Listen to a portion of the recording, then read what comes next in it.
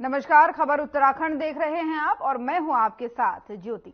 उत्तराखंड कांग्रेस की नवनियुक्त प्रभारी कुमारी शैलजा का पहली बार उत्तराखंड आगमन हुआ। इस मौके पर कांग्रेस के सभी वरिष्ठ नेताओं ने जौलीग्रांट एयरपोर्ट पर उनका गर्मजोशी के साथ स्वागत किया, जिनमें नेता प्रतिपक्ष यशपाल आर्य, प्रदेश अध्यक्ष करण माहारा, पूर्व नेता प्रतिपक्ष एवं विधायक प्रीतम सिंह सहित अन्य नेताओं में प्रवक्ता राजेश चमोली, प्रवक्ता दीप बोहरा, गीताराम जायसवाल समेत कई लोग इस दौरान उपस्थित रहे।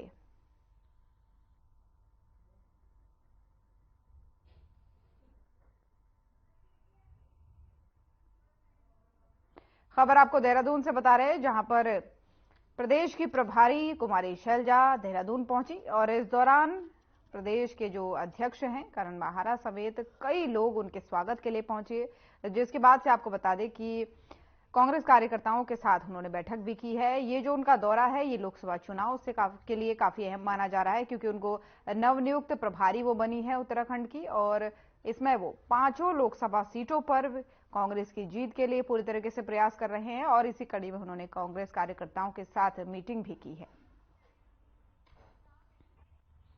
और कांग्रेस की नवनियुक्त प्रदेश प्रभारी कुमारी शैलजा सोमवार को देहरादून पहुंची और जौलीग्रांट एयरपोर्ट से लेकर के कांग्रेस प्रदेश कार्यालय तक प्रदेश प्रभारी का कांग्रेस नेता और कार्यकर्ताओं द्वारा जोरदार स्वागत किया गया।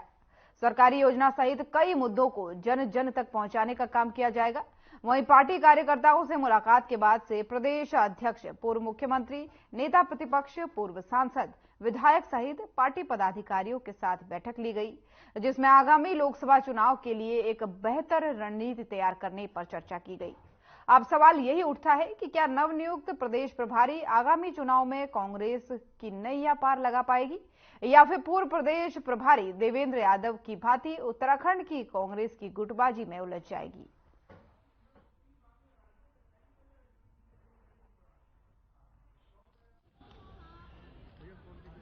कांग्रेस पार्टी आगे आने वाले चुनाव के लिए पूरी तैयारी करे, सभी लोग मेहनत करें और हमारा प्रयास हो कि हम ज्यादा से ज्यादा 5 सीटें जीतें यहाँ पर। आज के दिन कल हम लोग गए थे सभी इम्फाल, तो आज के दिन जो हमारी राहुल जी के नेतृत्व में भारत जोड़ो न्याय यात्रा चली है,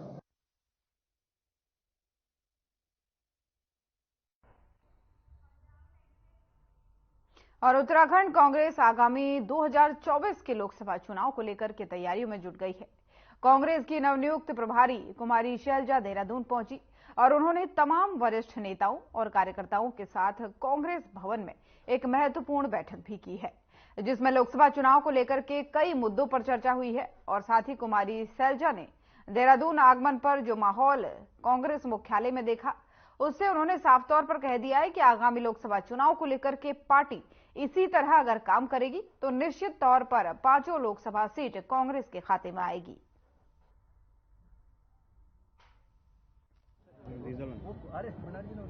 आदरणीय शैलजा जी यहाँ पहुंची, सब कांग्रेस जनों ने उनका यहाँ पर बहुत ही उत्साह के साथ स्वागत किया।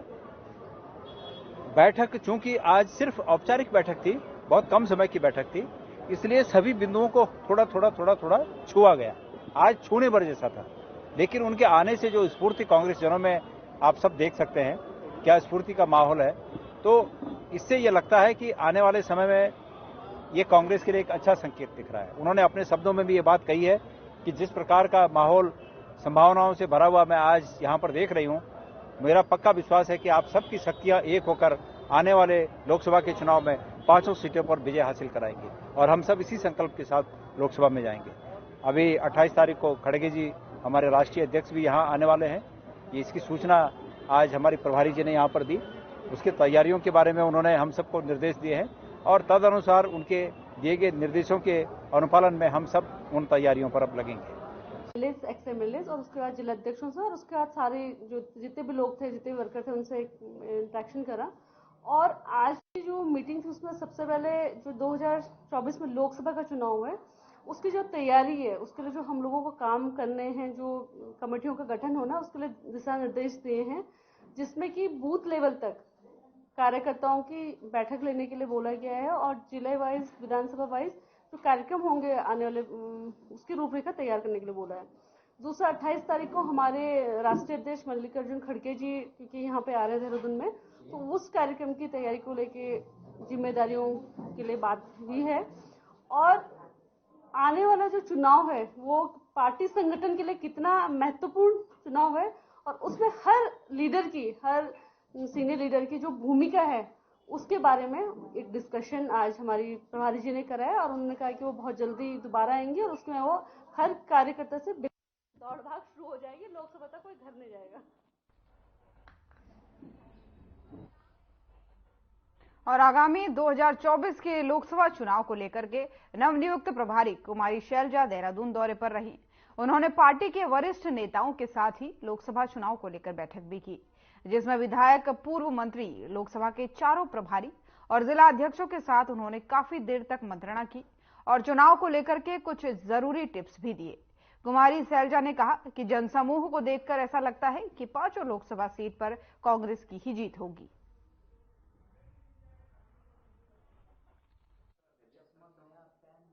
की उसके बाद सम्मानित विधायक गणों से, जिला अध्यक्ष गणों से, पूर्व विधायक गणों से और जो हमारे लोकसभा के 4 प्रभारी हैं उनसे और जो लोकसभा के पूर्व प्रत्याशी गण हैं उनसे विस्तार से चर्चा की और पार्टी के हमारे अनुसांगिक जो संगठन है, यूथ कांग्रेस, महिला कांग्रेस, एनएसयूआई, सेवादल और हमारे जितने भी डिपार्टमेंट हैं और सेल हैं उनसे विस्तार से लोकसभा चुनाव के बारे में चर्चा की। पहली बात तो उन्होंने पार्टी में जो डोनेट फॉर नया नहीं है, 10 साल हो गए। और विकासनगर के ब्लॉक परिसर में पीएम जनमत योजना के तहत एक मेले का आयोजन किया गया। प्रधानमंत्री जनजातीय आदिवासी न्याय महाअभियान के तहत आयोजित इस कार्यक्रम में मुख्य अतिथि केंद्रीय मंत्री भूपेंद्र यादव मौजूद रहे और कार्यक्रम में बड़ी संख्या में स्थानीय लोग पहुंचे और इस दौरान लोगों ने प्रधानमंत्री को वर्चुअली सुना। इस कार्यक्रम में विकासनगर विधायक मुन्ना सिंह चौहान, सहसपुर विधायक सहदेव सिंह पुंडीर, जिलाधिकारी सोनिका सहित जिले के आला अधिकारी भी मौजूद रहे। तो खबर विकासनगर से आपको बता रहे हैं, जहां पर पीएम जनमत योजना के तहत मेले का आयोजन किया गया, जिसमें हजारों की संख्या में, सैकड़ों की संख्या में स्थानीय लोग भी पहुंचे और साथ ही कई बीजेपी के नेता और पदाधिकारी भी सुने। और इस मेले में यहां पर उपस्थित लोगों ने पीएम मोदी को वर्चुअली सुना और साथ ही प्रदेश सरकार की और केंद्र सरकार की जो योजनाएं हैं उनके बारे में भी विस्तार से जानकारी दी गई।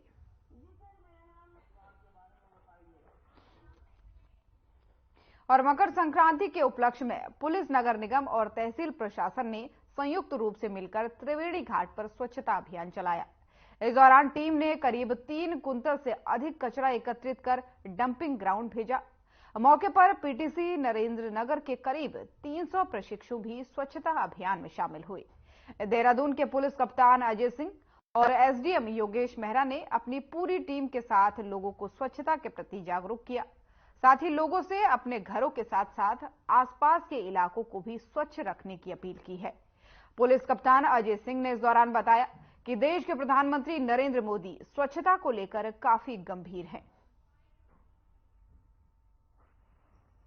स्वच्छता का मैसेज देना है, क्योंकि डेली टीम आके इस तरह इतनी बड़ी संख्या में नहीं कर सकती, लेकिन जो लोग देखते हैं या जो गसी गंदगी करते हैं, फेंकते हैं, तो एटलीस्ट वो जागरूक होते हैं और कहीं ना कहीं उन चीजों को घाटों के किनारे ना फेंक कर वो उसको डस्टबिन में डालते हैं। तो एक जागरूकता उद्देश्य है और एक संस्था के एक अभियान के रूप में लेकर आपस में जब हर तरह के लोग जुड़ते हैं वो भी एक बहुत अच्छा लगता है। जैसे आपने देखा कि हर तरह के लोग जुड़ रहे हैं, हर जगह जगह मंदिरों की, बल्कि खुद शरीक होकर जो है घाटों की सफाई करके एक मैसेज देने का भी प्रयास किया जा रहा है। घाटों का देखिए आज जो सफाई अभियान चला उसमें एक बड़ा पार्ट जो है वो नदी के तटों पे जो गंदगी है, ये बेसिकली जो बह के आई हुई गंदगी है, प्लास्टिक है या जो विभिन्न घाट है उससे जुड़े हुए जो मृतकों के जो साजो सामान है, काफी बड़ी मात्रा में यहाँ पे पाया गया।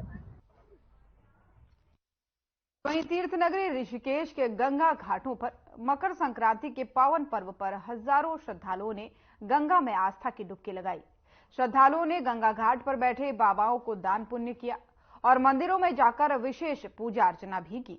इस पावन अवसर पर तमाम उत्तराखंड की देव डोलियां भी गंगा स्नान के लिए त्रिवेणी घाट पहुंची और श्रद्धालुओं ने देव डोलियों के आगे माथा टेक कर आशीर्वाद लिया। भारी ठंड होने के बावजूद भी श्रद्धालुओं में आस्था की डुबकी लगाने के लिए काफी उत्साह यहां पर देखा गया और साथ ही श्रद्धालुओं की सुरक्षा के लिए सभी गंगा घाटों पर सुबह से ही पुलिस तैनात रही।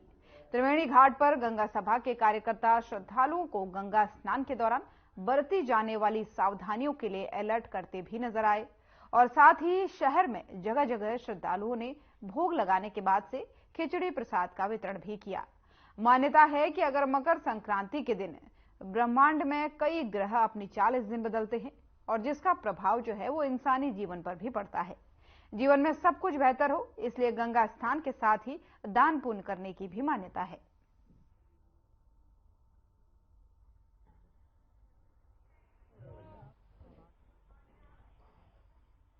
और वहीं मकर संक्रांति के पावन पर्व पर बागेश्वर के सरयू गोमती संगम घाट पर श्रद्धालुओं ने आस्था की डुबकी लगाई।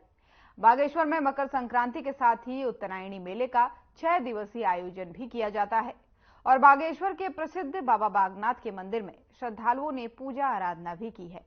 बागेश्वर को कुमाऊं की काशी भी कहा जाता है और दूर दूर से बाबा बागनाथ जी के दर्शन करने के लिए लोग यहाँ आते हैं।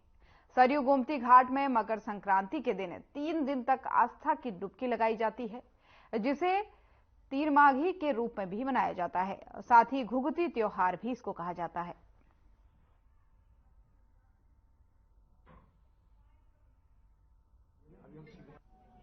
मैं यहाँ पर आया हूँ। उत्तरायणी का पर्व है, बहुत दूर दूर से यहाँ पर आते हैं। त्रिवेणी यहाँ पर संगम कहा जाता है, लेकिन यहाँ पर जो है सरयू और गोमती में यहाँ पर संगम होता है। लोग सुबह की वजह से कड़ाके की ठंड में भी आस्था की डुबकी यहाँ पर लोग लगाते हैं। इसके लिए जो है काफी दूर दूर से आता है। लंबा ये मेला चलता है, ये आज से नहीं बहुत पुरानी मंदिर है। कहा जाता है कि यहीं पर जो है बाघ ने जो शिव जी ने बाघ पर यहाँ पर धारण किया था और माँ पार्वती ने यहाँ पर गाय का धारण किया था। जब पौराणिक में लिखा गया है कि ये जो स्थल यहाँ में ब्रह्म पौराणिक स्थल कहा जाता है, यहाँ पर जो है मार्कंडेय जी ने अपनी तपस्या के साथ इस शिव का प्रभाव छोड़ दिया था। तब शिव जी यहाँ पर बाघ के रूप में उन्होंने गुरुजन और सनातन धर्म विश्व में हमारा सनातन धर्म सब आगे है और यह मेला अध्यात्म का है। यहाँ पर आते हैं जनेऊ संस्कार वर्तमान इस प्रकार का कार्य यहाँ होता है। हमारी रीति रिवाज के साथ गंगा के किनारे स्नान करना, डुबकी लगाना, ये हमारा सनातन है कि हम मन को शुद्धि करें भजन से, तन शुद्धि करें स्नान से। यह हमारा धर्म है और हम सनातन धर्म को सदा आगे भी ले जाएंगे। पूर्वजों ने जो हमको दिया है वो ज्ञान। और लालकुआ में आयोजित 3 दिवसीय उत्तरायणी महोत्सव के दूसरे दिन नगर में भव्य शोभा यात्रा निकाली गई जिसमें शामिल झांकियों पर लोगों ने पुष्प वर्षा कर उसका स्वागत किया और वहीं शोभा यात्रा में 50 फीट ऊंची क्रेन में बनाया गया है इसको और राधा कृष्ण का झूला आकर्षण का विशेष केंद्र रहा। उत्तराखंड की संस्कृति का बोध कराती झांकियों में प्रदर्शन कर रहे स्थानीय और बाहर से आए कलाकारों के समूह ने शोभा यात्रा में अपनी रंगत बिखेरी जिस पर लोग थिरकते नजर आए। वहीं उत्तरायणी मेला कमेटी के अध्यक्ष दीवान सिंह ने कहा कि इस बार मेले का आयोजन 3 दिन का किया गया है। उन्होंने कहा कि आज मेले के दूसरे दिन नगर में शोभा यात्रा निकाली गई जिसमें भिन्न भिन्न देवी देवताओं के साथ उत्तराखंड की झांकियां शामिल थी। उन्होंने बताया कि आज देर शाम कुमाऊं के प्रसिद्ध गायक कलाकार इंदर आर्य आएंगे। उन्होंने क्षेत्रवासियों से मेले आयोजन में अधिक से अधिक संख्या में आने की अपील भी की है।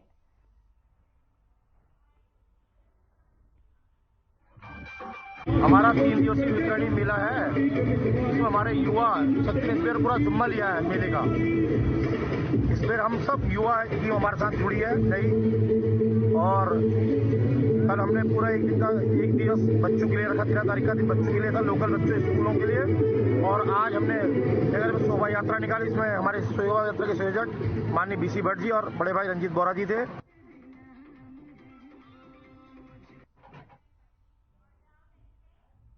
और उत्तराखंड प्रदेश के मुख्यमंत्री पुष्कर सिंह धामी ने रामनगर व काशीपुर से अयोध्या के लिए रोडवेज बस का संचालन प्रत्येक दिन चालू करने के निर्देश दिए हैं और इसी क्रम में बीजेपी कार्यकर्ताओं ने बस को हरी झंडी दिखाकर रवाना किया और रामलला हम आएंगे मंदिर वहीं बनाएंगे के नारों के साथ बस को रवाना किया गया।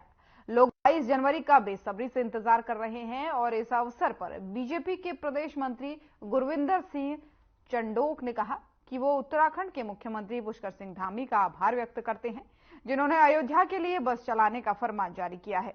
वहीं अनुसूचित आयोग अध्यक्ष मुकेश कुमार ने भी सीएम की सराहना की है। और इसी के साथ ही आपको बता दें कि अल्पसंख्यक मोर्चा के प्रदेश अध्यक्ष इंतजार हुसैन ने कहा कि मुख्यमंत्री वास्तव में बधाई के पात्र हैं।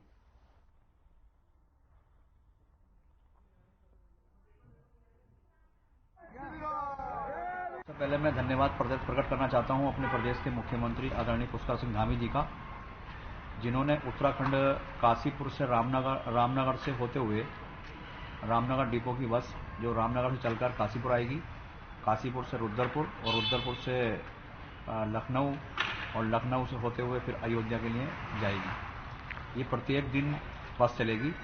एक बस यहाँ से रवाना होगी और दूसरी बस वहाँ से प्रस्थान करेगी। इस तरीके से हमारी 2 बसें रामनगर डिपो से प्रारंभ हुई हैं।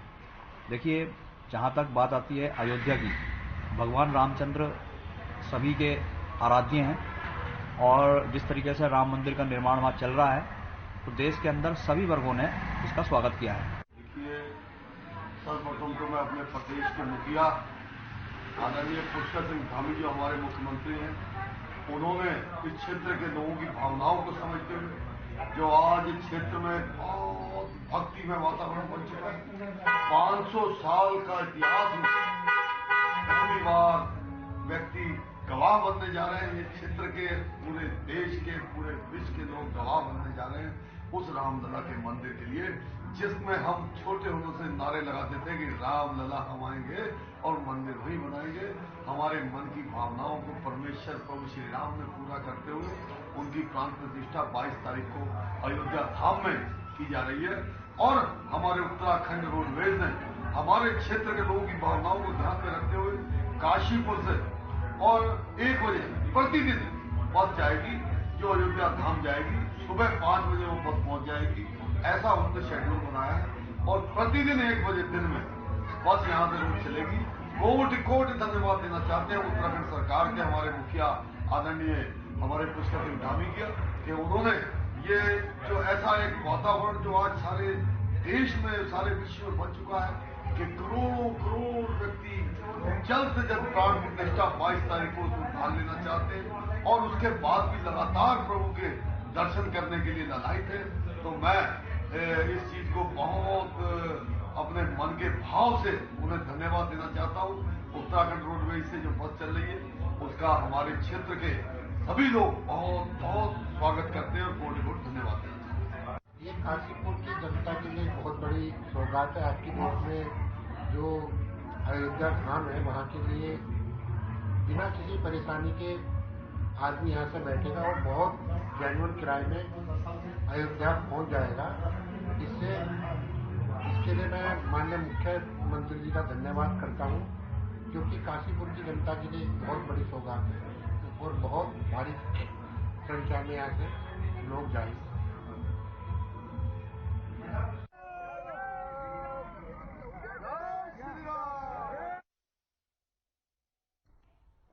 और 22 जनवरी को भगवान श्री राम के मंदिर की अयोध्या में प्राण प्रतिष्ठा होनी है। और आपको बता दें कि उससे पहले से ही प्रधानमंत्री नरेंद्र मोदी के आह्वान पर देश भर में मंदिरों में स्वच्छता का अभियान चलाया जा रहा है, जिसके तहत आज मुख्यमंत्री धामी ने कैंचीधाम स्थित बाबा नीव करौरी मंदिर में सफाई अभियान का हिस्सा लिया। और साथ ही आपको बता दें कि बीजेपी प्रदेश अध्यक्ष महेंद्र भट्ट ने देहरादून के कई मंदिरों में चल रहे स्वच्छता अभियान में सेवा कार्य किया। और इस मौके पर बीजेपी अध्यक्ष महेंद्र भट्ट ने कहा कि 22 जनवरी को अयोध्या में भगवान राम की प्राण प्रतिष्ठा का भव्यतम कार्यक्रम होने वाला है और उसी दिन देवभूमि के सभी मंदिर सजेंगे, भजन पूजन होगा और दीप जलाए जाएंगे। उससे पहले मंदिरों में स्वच्छता बनी रहे, इसलिए पार्टी के सभी कार्यकर्ताओं को मंदिरों में स्वच्छता अभियान चलाने का आह्वान किया गया है। साथ ही अध्यक्ष ने कहा कि देवभूमि का कोई भी मंदिर स्वच्छता के अभियान से न छूटे, क्योंकि हम जिस तरह से मानते हैं जब कोई भी बड़ा अनुष्ठान होता है उसमें स्वच्छता का विशेष ध्यान रखा जाता है। इसलिए आज से 22 जनवरी तक यह अभियान चालू रहेगा।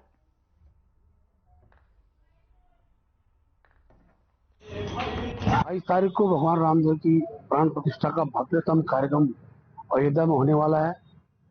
देवभूमि उत्तराखंड के प्रत्येक मंदिर उस दिन सजेंगे और उस हर मंदिर की स्वच्छता बनी रहे, इसलिए सभी मंदिरों में 14 तारीख से लेकर और 22 तारीख तक स्वच्छता कार्यक्रम हम करने वाले हैं। आज भी 2 मंदिरों में मेरा जाना हुआ और मैंने अपने सभी कार्यक्रम का आह्वान किया है कि हर गांव में, हर बूथ पर, हर जगह एक मंदिर है, वो मंदिर भगवान राम के प्राण प्रतिष्ठा कार्यक्रम के तैयार रहे। अनेकों देवी देवताओं के मंदिर हैं, भगवान राम के, हनुमान जी के मंदिर हैं। उस दिन का जो त्योहार है वो भव्यता के स्वरूप को देने के लिए मंदिर उस दिन हम लोग पुष्पों से सजाएंगे, दीपों से सजाएंगे और मैं कह सकता हूँ स्वच्छता का बड़ा संदेश भी इसके द्वारा जाएगा। और हम तो मानते ही हैं जब जब कोई अनुष्ठान होता है, बड़ा काम होता है, उसमें स्वच्छता का बहुत महत्व होता है और पूरे देश के अंदर ये कार्यक्रम चलने वाले हैं। और प्रदेश बीजेपी के प्रत्येक कार्यकर्ता राष्ट्रीय अध्यक्ष जेपी नड्डा के आह्वान पर लोकसभा चुनाव की मतगणना तक विश्राम नहीं करेंगे। अयोध्या में भगवान श्री राम की प्राण प्रतिष्ठा समारोह से लेकर के तिरंगा यात्रा और बूथों में 24 घंटे के प्रवास कार्यक्रम तय कर लिए गए हैं। श्री राम की प्राण प्रतिष्ठा के बाद से राज्य से जो श्रद्धालु रामलला दर्शन के लिए अयोध्या जाएंगे, उनकी सेवा और सहयोग के लिए भाजपा के प्रत्येक जिले से 10-10 कार्यकर्ताओं की टोली भेजी जाएगी। ये टोलियां प्रत्येक 10 दिन के अंतराल में अयोध्या जाएंगी और वहां प्रवास करेंगी। बता दें कि इन सभी मुद्दों को लेकर के बीजेपी प्रदेश अध्यक्ष महेंद्र भट्ट की अध्यक्षता में वर्चुअल बैठक में ये सब निर्णय लिए गए हैं। और बीजेपी के प्रदेश प्रवक्ता विनोद सुयाल ने बताया कि 16 जनवरी को दिल्ली में क्लस्टर प्रभारी की बैठक के बाद से इस योजना का लोकसभा विधानसभा स्तर तक विस्तार किया जाएगा, जिसमें दोनों क्लस्टर के प्रभारी कैबिनेट मंत्री भाग लेंगे और बैठक में चुनावी योजना को लोकसभा और विधानसभा स्तर तक विस्तार किया जाएगा।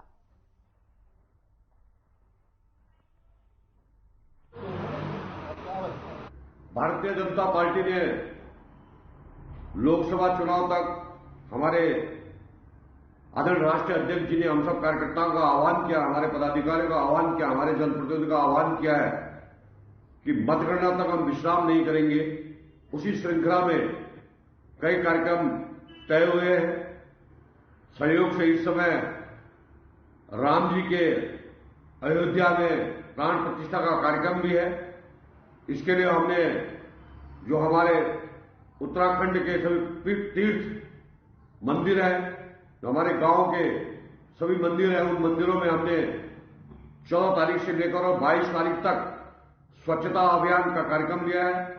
22 तारीख को प्रमुख स्थानों पर भगवान राम के प्राण प्रतिष्ठा के कार्यक्रम बड़ी बड़ी एलईडी के माध्यम से विभिन्न स्थानों पर होंगे और सभी स्थानों पर इन कार्यक्रमों को वहां से अयोध्या से हम लोग और आम जनमानस का लाइव देखेंगे। और कांग्रेस द्वारा अयोध्या राम मंदिर की प्राण प्रतिष्ठा का निमंत्रण अस्वीकार करने के बाद से राजनीति गर्मा गई है। ज्वालापुर से कांग्रेस विधायक रवि बहादुर ने हरिद्वार से भाजपा सांसद रमेश पोखरियाल निशंक के बयान पर पलटवार किया है और कहा है कि सांसद निशंक को रोजगार, शिक्षा और स्वास्थ्य से कोई लेना देना नहीं है, इसलिए वो बेवजह की बयानबाजी कर रहे हैं। और इसी के साथ ही विधायक रवि बहादुर ने सांसद निशंक को विकास कार्यों पर खुली बहस करने की चुनौती भी दी है। गौरतलब है कि 2 दिन पहले सांसद निशंक ने अपने बयान में कहा था कि प्राण प्रतिष्ठा का निमंत्रण अस्वीकार करके कांग्रेस खुद को खत्म करना चाहती है।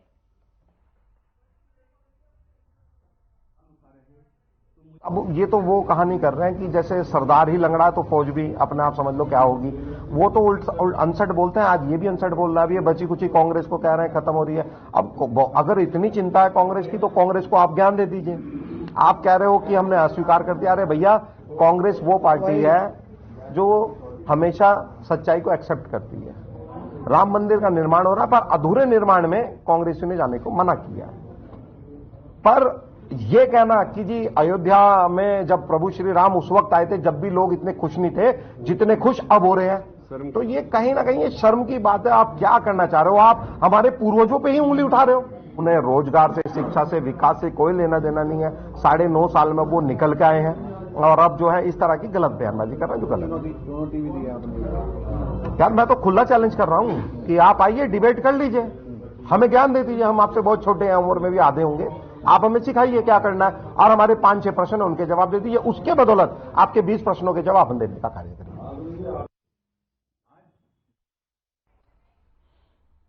खबर उत्तराखंड देख रहे थे आप। उत्तराखंड की खबरों में फिलहाल इतना ही। नमस्कार।